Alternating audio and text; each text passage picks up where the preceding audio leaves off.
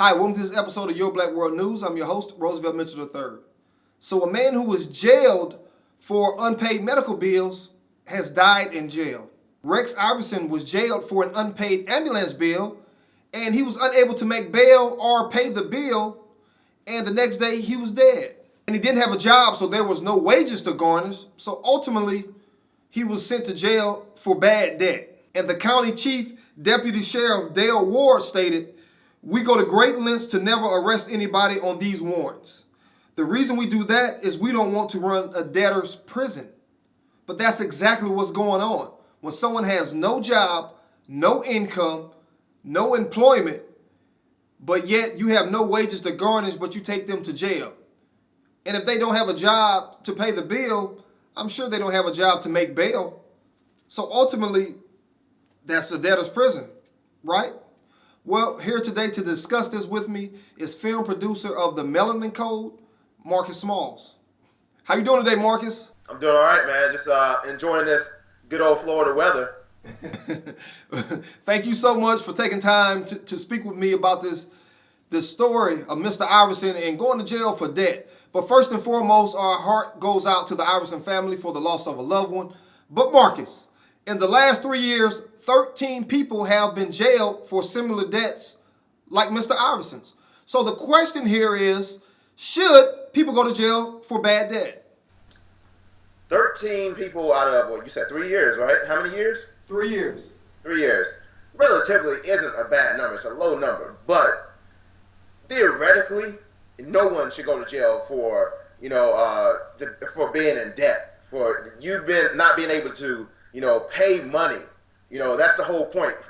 From my understanding, I thought that jail was for criminals.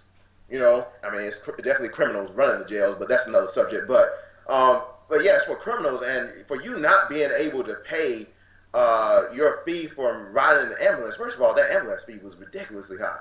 I thought we were talking about $400, $500, but what was it, $2,400? It's like $2,400. And I've been in the ambulance before, and they sent me the bill, and almost needed another ambulance because after I saw the bill. Right? I'm like, wow. So right, the ambulance fee is a tad bit expensive in the first place. But also, Marcus, what about the fact that this guy was unemployed, so they couldn't garnish his wages, so they took him to jail, and if he can't pay the $2,400, he can't pay the bond out of jail. So how do you get blood out of a turnip? Okay, so I know we have this phrase that says money, time is money. And the court system, they take that phrase literally, Like, there's no reason why you should spend time.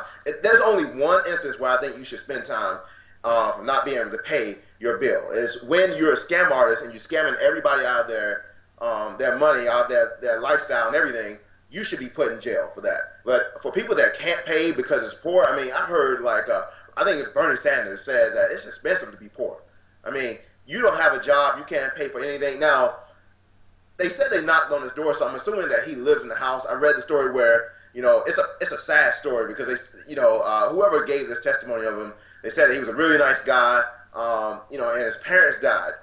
And as soon as his parents died, I think he was adopted, and as soon as they died, he just gave up on life. That's a sad situation. And you're talking about putting somebody in prison, putting somebody in jail for that. And it wasn't like a long time. They said that the average length of time that a person goes to jail, that's in custody, rather. I don't even know whether you just put them in jail or just a holding cell. It's basically the same thing. But they said that usually lasts for like 12 hours.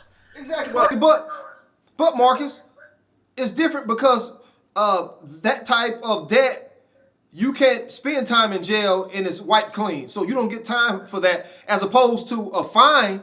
You can, many people get fines and they can go to jail for X amount of days and then many times not have to pay the fine because it's time served. But for those types of debts, even, those 12 hours are just 12 hours gone, or 2 days, or however long they have to spend in there, because that time does not go towards the money that they owe. So the whole system is jacked up. We live in a system. This system is broken and absolutely does not make any sense. Logic is not even. You can't even put it in the same sentence as when you talk about the system that we live in now. It's just once again, it's just like a sad thing because it's like you can't even being poor, you can't even be hurt. I don't even know what happened. I didn't read where it said that he was in bad health. They said he was actually in good health.